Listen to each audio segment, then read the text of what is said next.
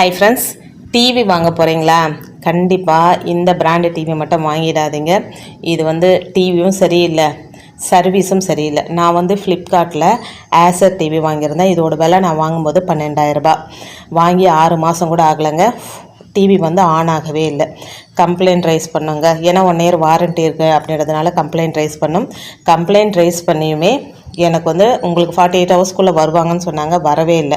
இதில் இன்னொரு பிரச்சனை என்னென்னா, இது நம்ம கம்ப்ளைண்ட் ரைஸ் பண்ணுறதுலேயும் நிறைய பிரச்சனை இருக்குது. அதில் லாங்குவேஜ் பிரச்சனை, ஒன்று இங்கிலீஷ் இல்லைனா ஹிந்தி, 2 தான் இருக்குது. நம்ம எப்படியோ ஒன்று கம்ப்ளைண்ட் பண்ணுறோம் அப்படின்னாலும் சர்வீஸே வரலைங்க. 3 தரம் கம்ப்ளைண்ட் ரைஸ் பண்ணி அதுக்கப்புறம் தான் சர்வீஸ் வந்தாங்க. சர்வீஸ் பார்த்துட்ருக்காங்க. சுத்தமாக போர்டே போயிடுச்சாங்க. இது போர்டு மாற்றணும். இப்போ சர்வீஸ் வாரண்ட்டி இருக்குது அப்படின்றதுனால அவங்க மாற்றி கொடுத்துருவாங்க. ஒருவேளை வாரண்ட்டி இல்லைனா ஒரு 5,000 செலவு பண்ணி நம்ம போர்டை மாற்றுற மாதிரி இருக்குங்க. இந்த பிராண்டட் டிவி வாங்குறவங்க கொஞ்சம் யோசனை பண்ணி வாங்குறது ரொம்ப நல்லதுங்க.